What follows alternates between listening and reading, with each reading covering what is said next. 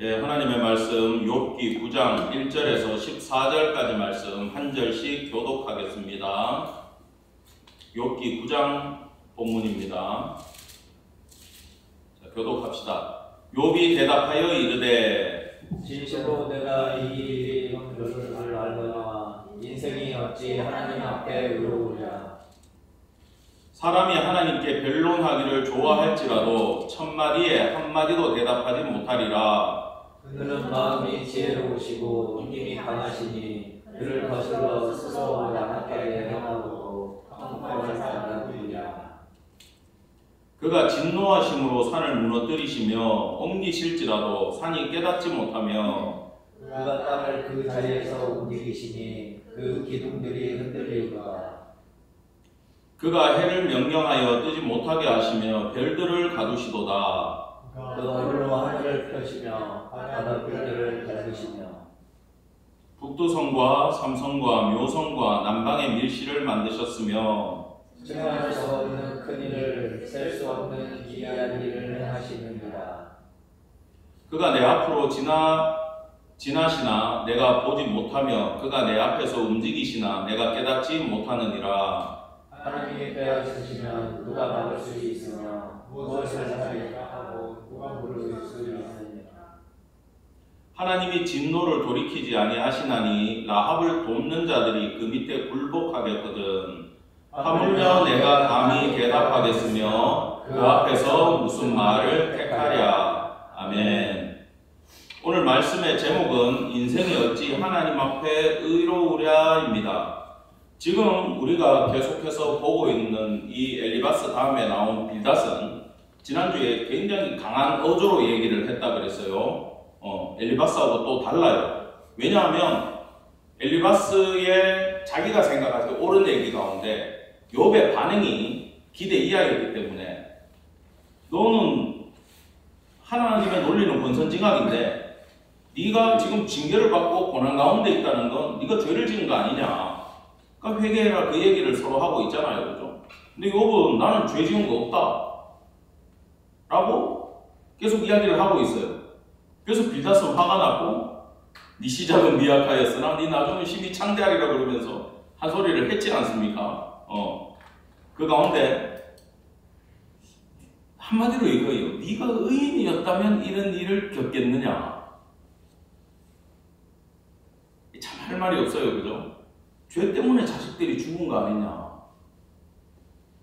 이게 그럴 수도 있고 아닐 수도 있기 때문에 의롭지 않은 인간이 참 대답하기는 힘듭니다. 그리고 너 빨리 죄를 고백하고 회개하고 하나님의 은혜를 구해라. 이 얘기도 맞는 얘기예요. 그죠? 우리가 고난 가운데 있으면 무조건 엎드리라 그러잖아요. 왜? 우리는 모르니까 엎드리라 그래요.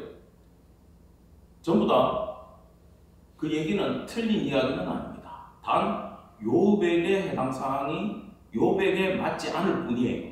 이걸 우리는 봐야 됩니다. 욥은 오늘 그렇게 얘기합니다. 권선징악 나도 알고 있다 라는 전제에서 지금 이 이야기를 하고 있어요. 친구들이 욥을 정죄했던 그 의와 불의에 대해서 욥의 생각은 의와 불의도 달랐고 하나님이 어떤 분인지에 대한 생각도 친구들하고 지금 다르다라는 것을 오늘 본문이 그대로 보여주고 있다라는 거예요. 1절 보면 욥이 대답하여 이르되, 이게 즉각적인 대답이에요. 빌닷의 말이 끝나자마자 바로 이어서, 이 우리말로는 표현하기가 힘들어요. 근데 끝나자마자 기다렸듯이 바로 대답하면서 와우 연속법으로 쭉 넘어가는 거예요. 지금 빌닷의 말을 듣고 있으면서 욥은 답답했던 거고 그 말이 끝나자마자 자기의 할 말을 지금 바로 시작하는 겁니다. 진실로 내가 이 일이 그런 줄 알거니와 나도 권선징악 니들 말하고 있는 거 다 하나님의 논리, 세상에 돌아가는 흐름, 악인은 심판을 받고 의인은 하나님한테 상급을 받는다 정도는 나도 알고 있다. 자, 그렇다면 의는 뭐냐? 니들이 말하는 의는 뭐냐? 나보고 불의하다 그러는데 나에게 불의는 뭐고 니들은 의롭냐? 의가 뭐냐라고. 지금 모든 인생은 니들은 의롭게 살아라 그러는데 모든 인생은 하나님한테 의로울 수가 없다라는 거예요. 하나님한테 누가 오를 수 있느냐 그 얘기를 하는 겁니다. 이걸 설명하기가 참 힘든데요. 욥의 생각과 친구들의 생각은 그 키 큰 사람 농구 선수 중에 서장훈 씨 있지 않습니까? 그 무슨 형제죠? 그 무슨 프로그램이 있던데. 아는 형제입니까? 아는 형제들입니까? 아는 형님입니까? 죄송합니다. 거기 보면 키가 큰 서장훈 씨도 나오고 또 개그맨 이수근 씨가 키가 작잖아요. 그 다음에 또 누가 있어요? 뭐 김명철 씨가 있다 칩시다. 그냥 호칭을 뺄게요. 2m 정도 되는 서장훈이가 이렇게 딱 봤을 때 누가 제일 작아요? 이수근 작잖아요. 강호동은 더 크잖아요. 그래도 누가 제일 커요? 서장훈이 크잖아요. 그럼 서장훈의 위치에서 이렇게 너는 크네, 너는 작네. 친구들이 말하는 의는 이거예요. 하나님이 키가 서장훈 정도 되는 거야. 하나님이 말하는 의의 기준이 서장훈 정도고, 이수근 너는 아직 못 올라왔고, 김명철은 여기까지 올라왔고, 강호동은 여기까지 올라왔네. 친구들이 말하는 건 이거예요. 하나님이 서장훈만 해가지고 죄송합니다만 이수근 씨 보고 작다라고 얘기하는 거야. 근데 욥이 생각할 때 하나님은 서장훈 씨가 아니고 빌딩 꼭대기에 있는 거야. 제일 큰 빌딩이 뭔지 무슨 칼리파? 뭐 있잖아요. 두바이에 있다는 거, 그 높은 거. 그 위에서 이렇게 내려다보면 아는 형님? 그 찍는 사람들이 지금 버즈 칼리파인가 그 밑에 와 있어요. 그 위에서 이렇게 내려다봐요. 서장훈 키랑 이수근 키랑 구별됩니까? 안 되죠. 하나님의 기준에서 그 어떤 인간도 다 뭐로 보이겠습니까? 점으로 보일 거 아니에요. 새까만 머리만 보일 거 아니야. 하나님의 기준에서 의는 이렇게 높기 때문에 그 어떤 인간도 다 죄인일 수밖에 없다라는 게 욥의 생각이었다라는 거예요. 그러니까 자꾸 너는 좀 의로워야 된다, 너는 회개해야 된다, 돌이켜야 된다, 너는 불의를 행한다, 그렇게 이야기를 하니까, 그러면 하나님 앞에 의인이 있으면 누가 욥의 기준이에요? 누가 의인이냐? 이렇게 물어보는 거예요. 자, 친구들은 세상에 죄인이 있고 의인이 있다는 건 알지만 뭘 몰라요? 하나님의 의가 뭔지 몰라요. 욥은 세상에 의인은 없다예요. 이게 인식의 차이고 하나님의 의에 대한 지식의 차이라는 거예요. 하나님은 그냥 우리 기준으로 니 좀 의롭네, 니 좀 착하네, 너는 불의하네, 이 레벨이 아니라라고 합니다. 그 한마디로 욥은요, 전제가 하나님도 인정했잖아요. 욥의 시작이 뭡니까? 1장 1절에 욥은 순전하고 정직하고 하나님을 경외하고 악에서 떠난 자다. 이보다 더 의로운 사람이 누굽니까? 그리고 심지어 1장 8절과 2장 3절에서 두 차례나 의롭다라고 하나님의 인정을 받은 욥이 나는 하나님 앞에 의롭지 못하다라고 얘기하니까, 심지어 빌닷의 기준으로 불의하기 때문에 악을 행했기 때문에 징계를 받는다 그러면 우리가 봤을 때 욥은 높아요. 욥 밑으로 다 징계를 받아야 되는 게 맞아요. 그렇게 따지면. 그러니까 지금 욥은 이 논리를 가지고 나온 겁니다. 이게 더 이상 이제는 대화가 진도가 안 나가는 게 맞아요. 이걸 대화의 교착 상태라고 하는데 그 문제가 있는 거예요. 여러분 3절에 이렇게 얘기합니다. 사람이 하나님께 변론하기를 좋아할지라도 천마디에 한마디도 대답하지 못하리라. 욥은요 족장시대를 살아갔지만, 욥은 지금 계속 불평하고 나는 뭔지 모르겠다, 내가 왜 이런지 모르겠다, 한마디로 니들 섭섭하다 이런 얘기를 계속 하고 나가지만, 욥이 뒤에 가면 물론 불평도 많이 합니다. 나중에 회개해요. 그런데 욥이 한 가지 정말 잘하고 있는 건 뭐냐 하면은, 따라합시다. 하나님에 대한 인식. 하나님에 대한 인식만큼은 욥은 정확하게 보고 있어요. 야, 그래서 시대적으로 이게 창세기 시대고 족장 시대고 아브라함, 이삭, 야곱 이럴 때 동방에 있던 사람의 이야기인데 이 사람이 하나님에 대해서 생각하고 있는 하나님이 얼마나 방대하고 크고 높은 분이냐, 의로운 분이냐에 대해서는 아무 할 말 없을 정도로 정확하게 인식을 갖고 있었다라는 거예요. 하나님의 전능이 뭔지를 알고 만물을 어떻게 끌고 나가고 인생의 생사화복을 주장하는 분이었다라는 걸 욥은 정확하게 알고 있기 때문에 이 상황이 욥이 겪고 있는 모든 상황이 지금 이해가 되지를 않는 거예요. 지금 자 4절 같이 읽읍시다. 시작. 그는 마음이 지혜로우시고 힘이 강하시니 그를 거슬러 스스로 완악하게 행하고도 형통할 자가 누구이냐. 이건요 하나님이 지금 욥한테 지은 짐에 대해서 사람이 농부가 그렇잖아요. 소 딱 데리고 와가지고 멍에를 딱 씌우면 소가 벗어날 수 있습니까? 소 코를 왜 뚫어요? 조종하려고 뚫잖아요. 어깨에 멍에를 딱 씌워가지고 끌기 시작하면은 손은 실어도 가야 돼. 저항할 수가 없다라는 이야기를 지금 하는 얘기입니다. 자, 완전하신 하나님 앞에 나설 의인이 있는가? 없다라는 거예요. 전도서 7장 20절에도 선을 행하고 죄를 범치 아니하는 의인은 세상에 아주 없느니라. 없는데 하나도 없다라는 거예요. 그러면 니들은 자꾸 내가 불의하다고 얘기를 하는데 의롭지 못했다라고 하는데 그게 말이야. 이런 거야. 그러면 나는 왜 지금까지는 형통했지? 나는 똑같은 삶을 살았는데 그때는 내가 의로웠고 나는 똑같이 살았어. 지금은 내가 불의하다는 얘기냐? 그럼 그때는 내가 왜 축복을 받았어? 그러면 니들은 지금 형통하게 살고 있는데 그게 니들이 잘나서냐? 할 말이 없잖아요. 의의 기준을 바꿔버리니까. 여러분 우리가 조심해야 되는 게 이거예요. 우리가 살면서 남에 대해서 평가할 수 있어요. 그죠? 그 어떤 어머니가 애 데리고 가면서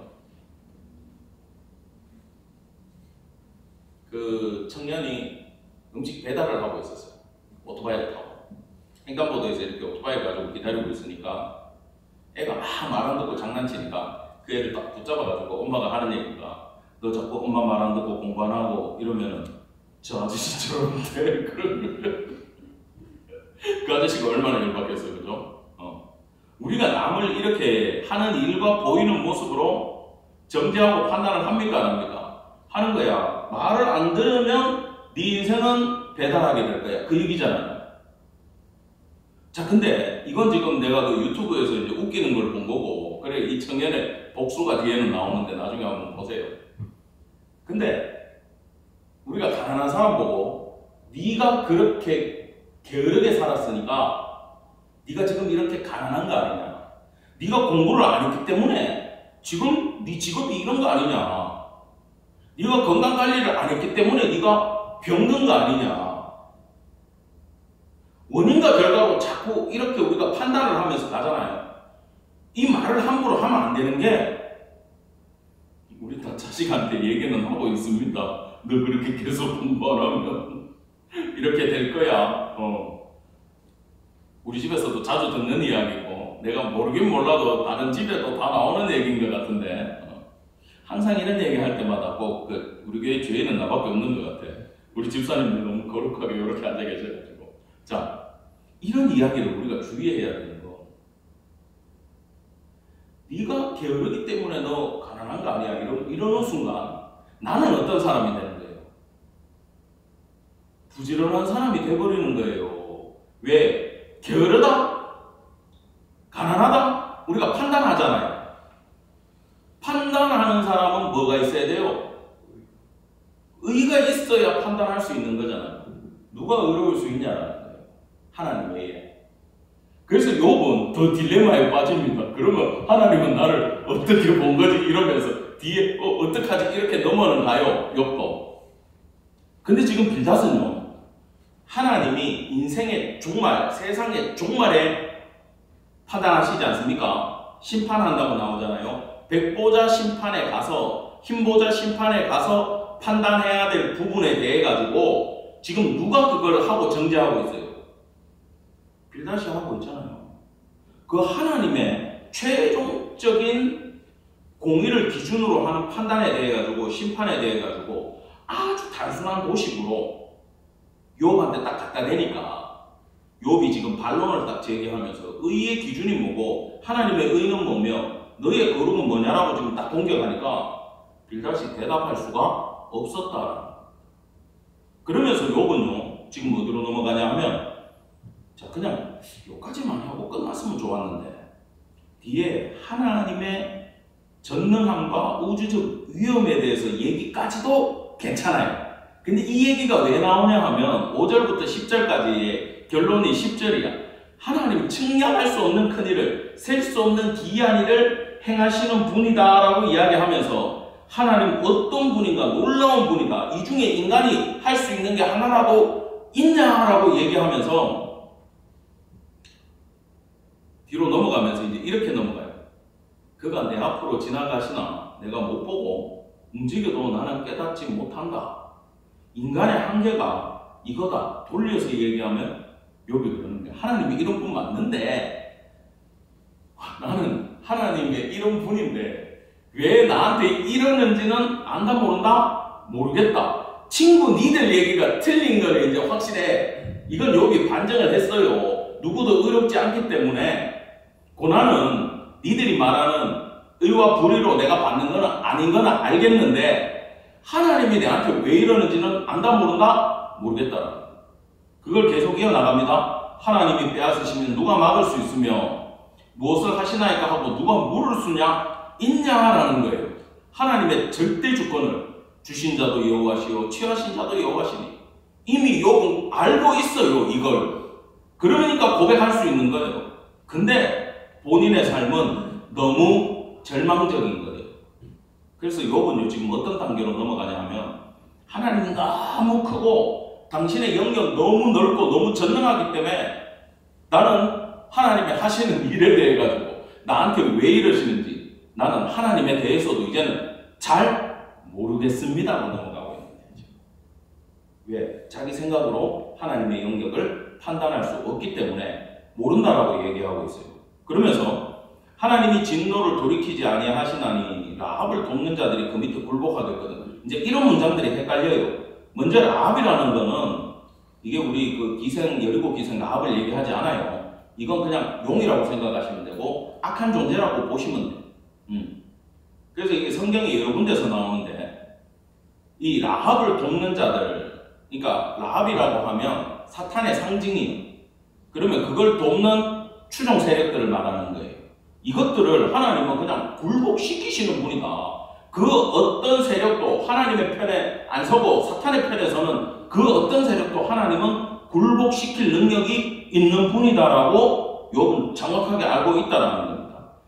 하물며 내가 감히 그 앞에서 뭐라고 얘기하겠느냐. 그 강력한 적들도 무릎 꿇리시는데 이건 결론이에요.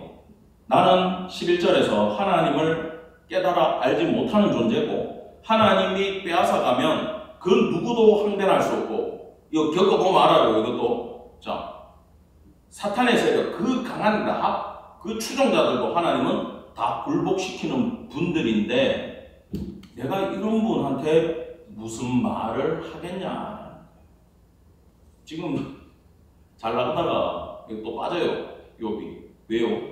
너무 아프고 너무 괴롭고 나름 의롭게 살았는데 키를 재면 내가 이승을 시키는 아니고 김명철 정도는 된다고 생각했는데 나한테 왜 이러십니까?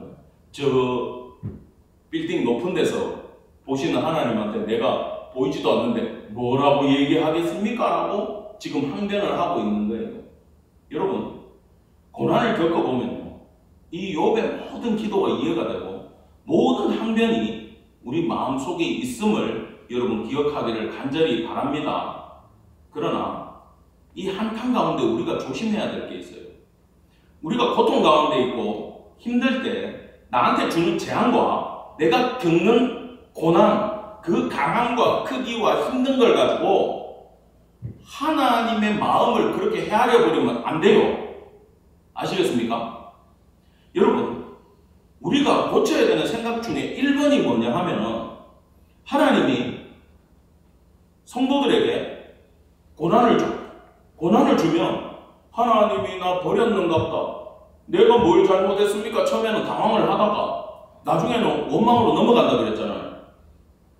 나중에 저는 예전에 그랬다 그랬잖아요. 죄송합니다. 누가 이기나 해봅시다. 그때 능력이 있을 때요. 건강할 때요. 저는 막 그렇게 지금 생각하면 거의 그건 죄송합니다. 여기서 할 얘기는 아닌데 그 미친 짓이었죠. 지금 생각하면. 그때 내가 얼마나 교만했냐 하면 내가 이걸 얘기하는 이유는 여러분들이 어떤 일을 겪든 여러분 주변에 절대 이렇게 못 가게 하려고 얘기하는 거예요. 누가 이기나 해봅시다. 진짜 내가 하늘을 보고 소리를 쳤어요. 왜? 너무 두들겨 패니까.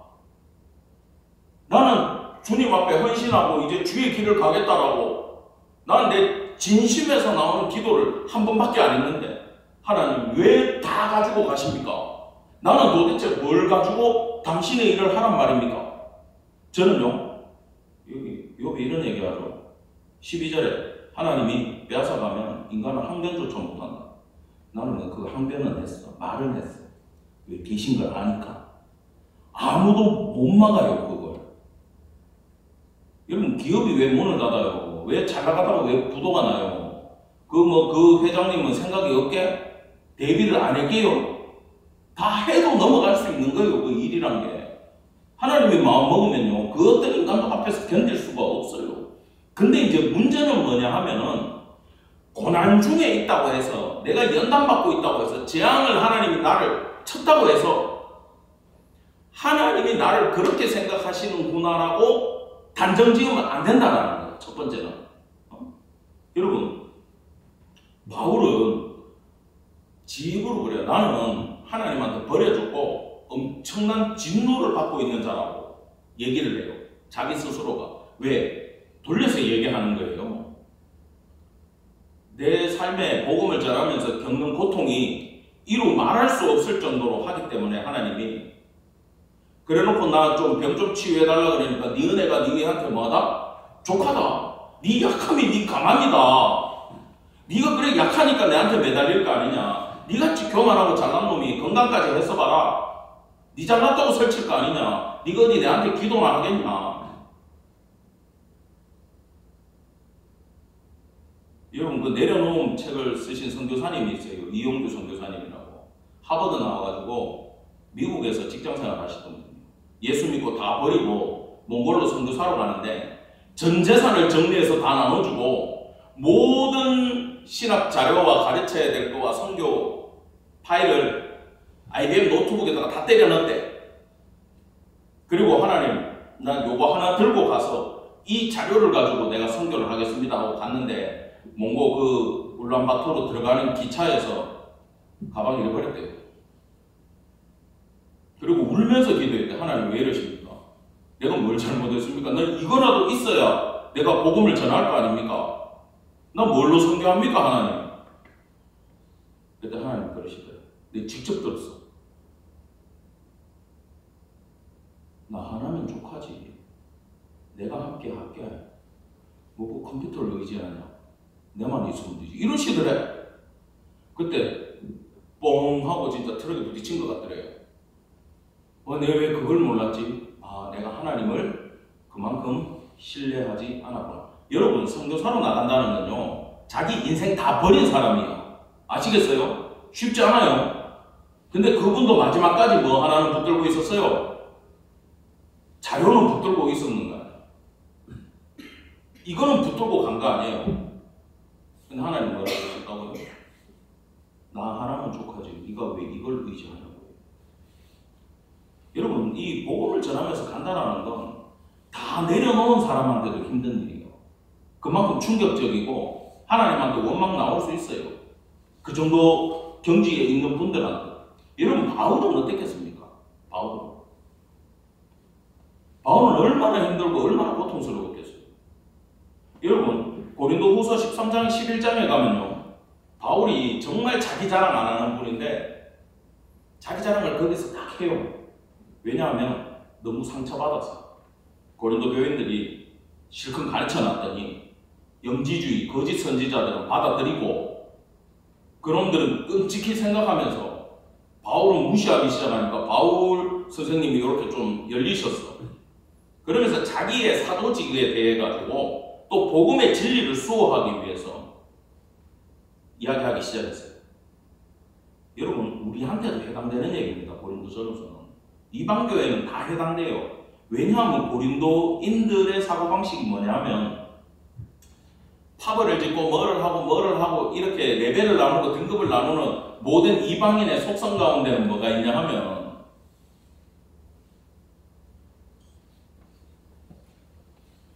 예를 들어 목사님이 키도 크고 설교도 잘하고 가방끈도 막 서울대 나와가지고 뭐 옥스퍼드 이런 데서 또 공부하고 나는 뭐 미국 신학교 이름도 기억 안 나. 뭐 달라스 또 유명한 데 어디요 그런 데서 박사 따가지고 한국 와가지고 대형 교회에 있다가 딱 나왔다고 생각을 해봐요. 지금 저 양산 어디 또 그 개척권으로 많이 시끄럽던데 큰 교회에서 그렇게 해가지고 나오면요 대부분의 교인들은 그 목사님을 볼 때 어떻게 생각하겠어요? 설교도 잘해. 나같이 소리도 안 지르고 조용조용하게 근엄하게 얘기하면서 귀에 쏙쏙 들어온다고 생각해요. 아 목사님 대단하다 그럴 거 아니야. 뭐로 판단을 해요? 그런 걸로 판단을 하잖아. 근데 예를 들어서 바울 사도같이 키도 작고 꼬부라져가지고 인물도 별로고 이런 양반이 빽빽거리기만 하면은 뭐라 그러겠어요? 가난해? 차비도 없어 이 양반은. 그러면 인간적인 생각으로 그럴 수 있지 않습니까? 아니 도대체 저 사람이 진짜 주의 종이면 하나님은 왜 저 사람 안 챙긴대? 왜 안 도와준대? 솔직히 그런 판단 들어요 안 들어요? 솔직히 우리 다 들어요. 나도 그럴 것 같아. 저 사람이 하나님의 일꾼이 맞다면 하나님 왜 저러신데? 그럴 거 아니야. 바울이 자기 변호를 하면서 나중에 무슨 얘기를 하냐 하면 여기서 이렇게 얘기해요. 이 23절에 이렇게 시작하는 게 그들이 그리스도의 일꾼이냐? 정신없는 말을 하거든요. 나는 더욱 그렇다. 한번 해보겠다 이거야 자기도. 내가 수고를 넘치도록 하고 옥에 갇히기도 더 많이 하고 매도 수없이 맞고 여러 번 죽을 뻔하였으니 야, 이 40에 하나 가만 율법에매 이거는 40대 넘어가면 죽으니까 39대만 때리는겨. 그거를 내가 5번 맞고 태장으로는 내가 3번 맞고 돌로도 한 번 맞아서 내가 죽었다가 실려나가고 죽었다고 갖다 버렸는데 살았어요. 3번 파선하고 당시에 이 파선은 쉬운 얘기가 아닙니다. 그냥 지금 비행기 추락하는 거하고 똑같아요. 내가 그걸 깊은 바다에서 내가 지냈고 여러 번 여행하면서 강의 위험과 물에 빠져 죽을 뻔하고 강도한테 틀리고 유대인들이 나 죽이려고 그러고 이방인들이 죽이려고 그러고 광야, 시내, 바다 할 거 없이 내가 이 고통을 당하고 잠도 못 자고 굶고 목마르고 춥고 헐벗었다. 자, 요 얘기만 딱 봐요. 바울이 이런 삶을 살았다고 해가지고 여러분 하나님이 바울을 버린 겁니까? 사랑하지 않는 거예요? 안 쓰는 사람이에요? 신약 역사상 제일 크게 쓰임받은 사람이 바울이에요. 근데 지금 바울의 삶의 모습을 봐요. 이걸로 판단하면 되겠는지. 그래서 우리는 고통이 없으면 축복받은 삶이고 고난 중에 있으면 버림받은 거다. 이 논리를 우리는 바로 갈아치워야 된다. 그건 알 수 있다 없다? 없다. 누구만 아신다? 하나님만 아신다. 여러분 제가 목회를 해보니까 똑같아요. 우리가 하는 실수가 두 번째 실수가 뭐냐면요. 처음 실수는 고난 가운데 있으면 하나님 버린 거다라고 우리가 보는 거예요. 그건 몰라요. 하나님이 어떤 계획을 가지고 어떻게 하고 있는지 몰라요. 근데 하나님 도와주세요. 하나님 응답해 주세요. 하나님이 나에게 이런 말씀을 하셨어. 응답 받았어. 이걸 또 우리 성도들은 다 알아요. 이거는 영상으로 보실 분들 때문에 얘기하는 거예요. 이걸 우리가 또 생각을 해봐야 되는 게 뭐냐 하면, 하나님이 우리는 알잖아. 새로운 환경에 접어들 때 하나님이 두려워하지 마라 이러면 어떤 일이 있다는 거? 두려울 일이 오기 때문에 두려워하지 마라 그랬어. 강하고 담대하라 그러면 약해질 거기 때문에, 적이 강하기 때문에, 또 주께서 성취할 거다. 그러면 이건 뭐예요? 저절로 금방금방 다 될 거야 라는 얘기예요? 아니에요. 난 더 이상 못하겠어. 여기까지 간다는 거야. 포기하고 싶을 때까지 버텨내라는 뜻이야. 하나님이 이루시겠다는 거. 하나님 말씀이 있으면, 응답을 받으면 부흥이 돼야 된다라고 우리는 생각을 하잖아요. 그건 무슨 얘기인지 내가 깨달아 보니까, 힘들고 어렵고 오래 걸려도 뭐 하라는 얘기요? 하나님이 이루겠다고 말씀하셨으면 그 말씀 붙들고 뭐 해보라는 거예요? 버텨보라는 거예요. 이게 뭐를 준다는 겁니까? 믿음. 믿음이 강해지고 견고해지고 흔들리지 않는 믿음, 여러분 다 갖고 싶잖아요. 버틸 줄 알아야 돼요. 견딜 줄 알아야 돼요. 하나님 앞에 신앙의 승부수를 띄우는 교회들 되기를 간절히 축원합니다. 예. 아시잖아요. 하나님 다 하실 수 있는 거. 왜 안 해주십니까? 이렇게 하면서 내가 무슨 죄를 지었습니까? 이렇게 하면 안 돼. 여러분, 우리가 금요일날 제가 놀라운 말씀을 전할 거예요. 로마서의 황금장, 로마서 8장 강의를 준비를 했어요. 거기 다 나와요. 하나님이 그 사랑하는 자녀들, 성령의 인도함 받는 자녀의 삶에 왜 고난이 올 수 있는가? 이거에 대해서 바울은 알려주고 있고, 몇 번을 읽어도 살아봐야 깨닫고 겪어봐야 깨닫고, 하나님 말씀 이렇게 깊이가 있는 줄 여러분 기억하시기 바랍니다. 그래서 우리 앞에 눈에 보이는 결과로 절대 판단하면 안 돼요. 여러분 큰 교회 가잖아요. 거기 보면 우리 교회하고 이름이 그런 큰 교회에 목회자로 있던 분이 있었어요. 아는 분이. 거기 사모님하고 내가 아주 친해요. 그 사모님이 그 교구, 부목사님일 때, 부목사님 사모님일 때 그 교구에서 사모님 그 식사하러 가시죠. 그러면서 한다는 얘기가, 차 보내겠습니다. 차를 보내주겠대. 사모님 집 앞으로. 근데 그 골목에 못 들어갈 것 같으니까 그 길까지 좀 나오실 수 있겠냐고. 큰 길에 나갔대. 그분은 나올 뻔했어. 누군지. 그분은 그 차종을 잘 몰라요. 모르는 분이에요. 근데 이 세단인데 뒷문이 저절로 촥 하고 열리더래. 앉았대. 닫으려고 하니까 기사분이, 사모님 닫으시면 안 됩니다 이러는 거야. 뭐예요? 저절로 촥 하고 딱 닫히더래. 그 시절에. 벌써 한 20년 됐는데. 그렇게 이제 쫙 식사 장소까지 그 차를 타고 가서 식사를. 근데 그분을 얘기하는 게 아니에요. 근데요, 교회에서 보면요, 그렇게 차를 보내주고 자기 기업에서 전폭적으로 선교를 지원해주고 교육자들을 돕고 이러면요, 교육자들뿐만 아니라 일반 교인들도 그 기업의, TV에 나오는 기업의 회장이고 교회 내에서 장로님이고 이런 선교를 감당하고 어마어마하게 헌금을 하고 막 헌신하는 분이면 교인들이요, 그분 지나가면 다 어떻게 하겠습니까?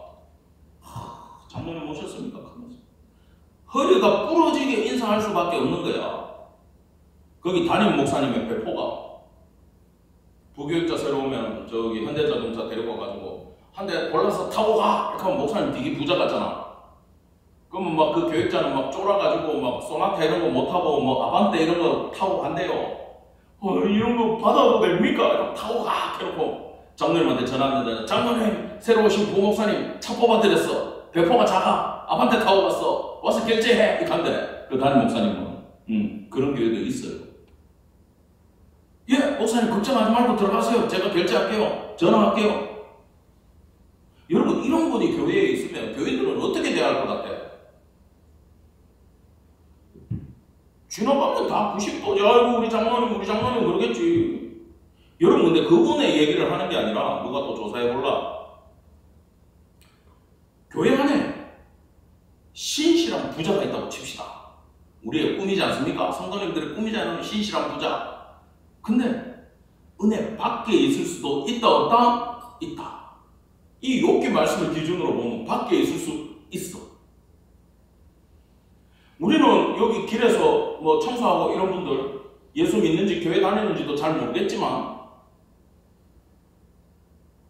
아까 그 논리대로 네 게으르니까 가난하고 이래 살면 저래 된다 이렇게 논리로 본다면은 그 사람들은 완전 하나님 밖에 있는 거잖아요. 그죠? 아닐 수 있다고 그러는 거예요 지금. 여러분 우리는 그런 생각을 해요. 아, 전도할 때 기왕이면 어떤 사람? 너무 노골적이시다. 기왕이면 부자, 기왕이면 젊어가지고 일 잘하고, 기왕이면 앞에서 노래도 잘하고 이러면 얼마나 좋아요 우리가. 그런 성도들이 많이 오면은 우리 그런 꿈을 다 갖고 있지 않습니까? 이 꿈도 없으면 안 돼요. 꿈은 있어야 돼. 근데 그 기준도 하나님은 다를 수 있다. 여러분 그래서 이 욥기를 보시면서 이런 생각들을 많이 여시기 바랍니다. 예, 판단하는 것, 정죄하는 것, 나의 기준 어떻게 볼 것인가. 이 욥기를 공부하면요 제가 그렇게 변하고 있어요. 말을 못하겠어 뭐라고 단정 지으면 안 되니까.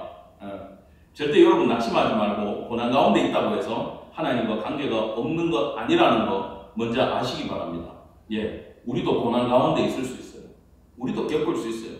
그러나 우리가 낙심치 말고 하나님을 신뢰하며 구원을 바라봐야 돼요.